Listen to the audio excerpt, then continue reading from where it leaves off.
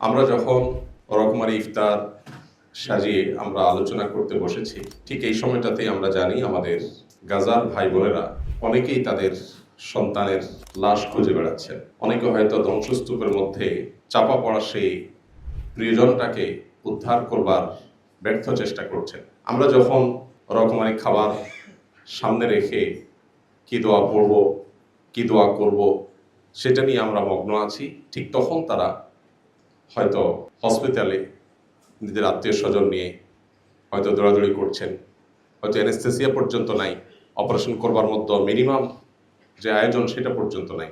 আমরা যে দেশে বসবাস করছি, আমাদের এই প্রিয় স্বদেশে, আজকের গাজার মুসলমানদের রক্তচোষা, ফিলিস্তিনি মানুষের রক্তচোষা, সকাল বিকাল শিশুদের রক্ত দিয়ে যারা নাস্তা করে এবং খাবার খায়, নির্লজ্জভাবে যারা যুদ্ধবিরতি ভঙ্গ করে ঠিক 17ই রমজানকে নির্বাচন করে, ঐতিহাসিক বদর দিবসকে নির্বাচন করে ওই দিনের সাহরির সময় আঘাত, এটা পরিকল্পিত।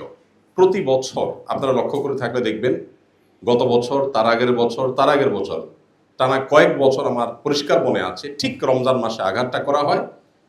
এবং যত যুদ্ধবিরতি ইত্যাদি মুখে বলা হোক না কেন, চির মুনাফিকের পরিচয় দিয়ে তারা মুসলমানদেরকে ঠিক রমজান মাসে, ঈদের দিনে, 17ই রমাদান, এই দিনগুলোকে বাছাই করে করে তারা আঘাত করে। আমাদের এই দেশে সে সকল আঘাতকারী নরপিশাচদের যে সমস্ত আদর্শের ধারকরা আছে, তাদের গলার জোর এত বেশি। আমার অবাক লাগে, আমরা বেঁচে থাকতে এই দেশে অন্তত বসে কিভাবে এই মানুষ খেকোদের আদর্শের ধ্বজাধারীরা উঁচু গলায় এদেশে কথা বলতে পারে। কতটা নির্লজ্জ হলে মানুষ, কতটা বেহায়া হলে মানুষ এরকম খুনের সপক্ষে সাফাই গাওয়া কিংবা খুনিদের ব্যাপারে মৌন সমর্থন, নানাভাবে তাদের আদর্শের সমর্থন একজন মানুষ কিভাবে করতে পারে। ধর্মীয় দৃষ্টিভঙ্গি আমরা একটু সাইডেই রাখলাম। আমার মনে হয় এটার জন্য আমাদেরও দায় আছে। আমরা একটু ঝেড়ে কাশতে পর্যন্ত অনেক বেশি ভয় পাই। আমাদের কাছে আমাদের চাকরি, আমাদের অবস্থান, এগুলা এত বড় হয়ে দাঁড়ায় যে আমার মিনিমাম বিবেকের তাগাদায় যে কথাটা বলা দরকার, যে দায়িত্বটুকু পালন করা দরকার, সে দায়িত্বটুকু পালন করতে পর্যন্ত অনেক সময় আমরা পারি না। আল্লাহ তাআলা আমাদেরকে অন্তত এখন সুযোগ করে দিয়েছেন, অন্তত মুখ ফুটে কথা বলবার। আমরা যদি সে দায়িত্বটুকু পালন না করি, তাহলে আল্লাহর কাছে আমাদের দায় হবে অনেক বেশি। আপনারা যারা এখানে উপস্থিত আছেন, অনেক সিনিয়র শিক্ষকবৃন্দ আছেন যারা আমার পিতৃতুল্য, যারা আমার শ্রদ্ধেয় বড় ভাই তুল্য, আমার শিক্ষক তুল্য। আমি বিনয়ের সাথে আপনাদের কাছে আরজ করতে চাই, শুধু স্মরণ করিয়ে দিতে চাই, যেটা আপনারা জানেন, জানা কথাটাকে আবার আপনাদেরকে রিমাইন্ড করে দিচ্ছি। কারণ আল্লাহ তাআলা বলেছেন, ওয়াযাক্কির ফাইন্না যিকরা তানফাউল মুমিনিন, ঈমানদারদের উপকার হয় স্মরণ করিয়ে দিলে। সেই অর্থে, সেই কারণে আপনাদেরকে একটু স্মরণ করিয়ে দিচ্ছি। নবী করিম সাল্লাল্লাহু আলাইহি সাল্লাম কিন্তু আমাদেরকে নির্দেশ করেছেন সৎ কাজে আদেশ দিতে এবং অসৎ কাজের বাধা প্রদান করতে।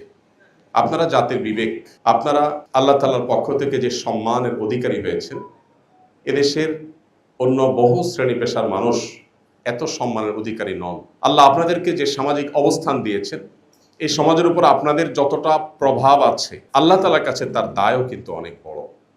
নবী করিম সাল্লাল্লাহু আলাইহি ওয়াসাল্লাম সেই হাদিসটি আমরা শুনেছি, কুল্লুকুম আলা কুল্লুকুম রাইন ওয়া কুল্লুকুম মাসউলুন আন রাইয়াতিহি, তোমরা সবাই দায়িত্বশীল।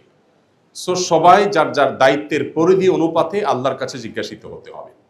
যার দায়িত্ব এর পরিধি যত বড় হবে, যার সামাজিক অবস্থান যত বড় হবে, আল্লাহর কাছে তার জবাবদিহিতাটাও তত বড় হবে।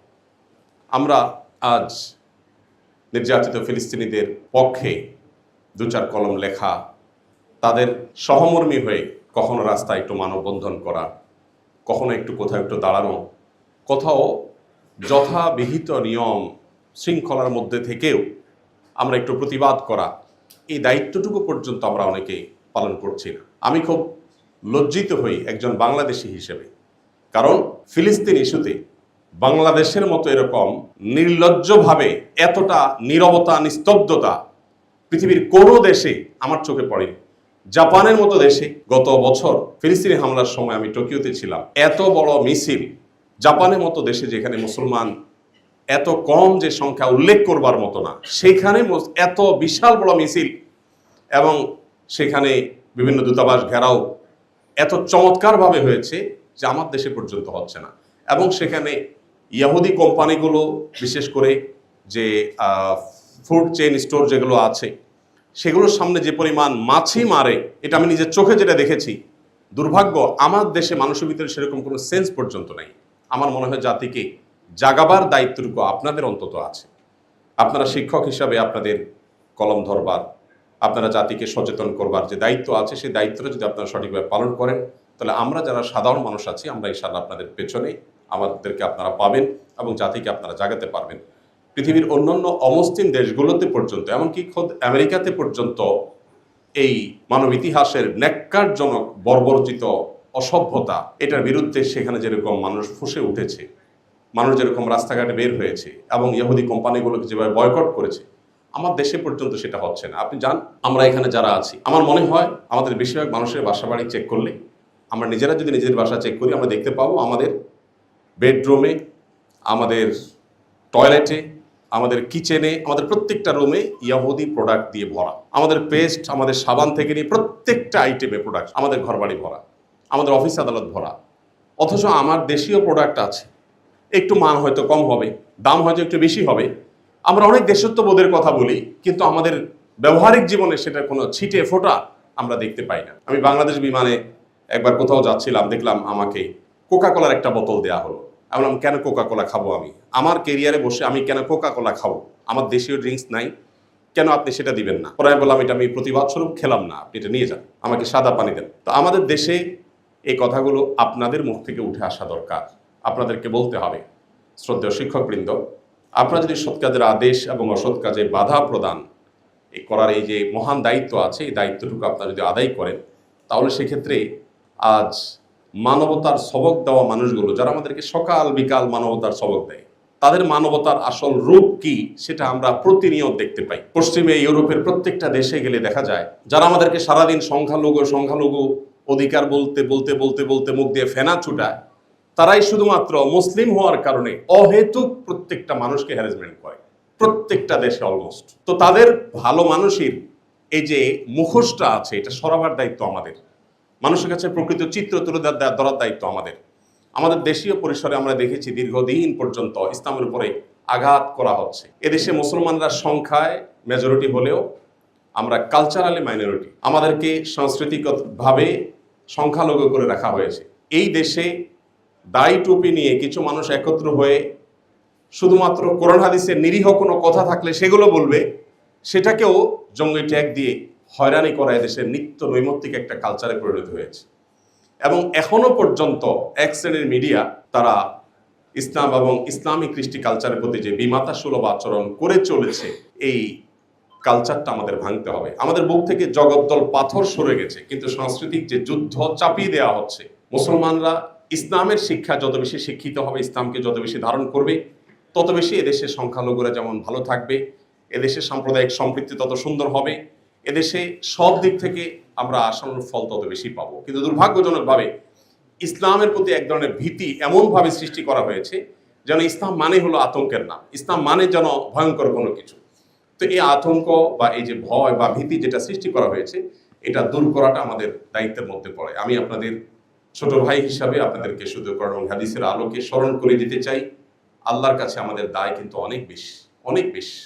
একজন বিশ্ববিদ্যালয়ের শিক্ষক, আপনারা 5 জন বিশ্ববিদ্যালয়ের শিক্ষক যখন একটা বিবৃতি দিবেন, 10 জন বিশ্ববিদ্যালয়ের শিক্ষক যখন ব্যানার নিয়ে একটু দাঁড়াবেন, কোনো অন্যায়ের বিরুদ্ধে আপনারা যখন একটু মুখ খুলবেন, সেটা আমি তো মনে করি 10,000 কিংবা 10 লাখ নাগরিকের ভয়েসের চাইতে কোনো কোনো ক্ষেত্রে পাওয়ারফুল হতে পারে। তো এই যে সুযোগটা আছে, এই সুযোগটা আমি আশা করব আপনারা কাজে লাগাবেন। এই যে আপনারা ডাক দিয়েছেন, সমস্ত কাজ রেখে আমি ছুটে চলে আসছি। এই গোটা রমজান মাসে 2টা প্রোগ্রামে আমি গিয়েছি, একটা ইবনে সিনা ডাক্তারদের প্রোগ্রামে, আর হলো এই প্রোগ্রামে। এছাড়া থার্ড কোনো প্রোগ্রামে আমি যাই নাই।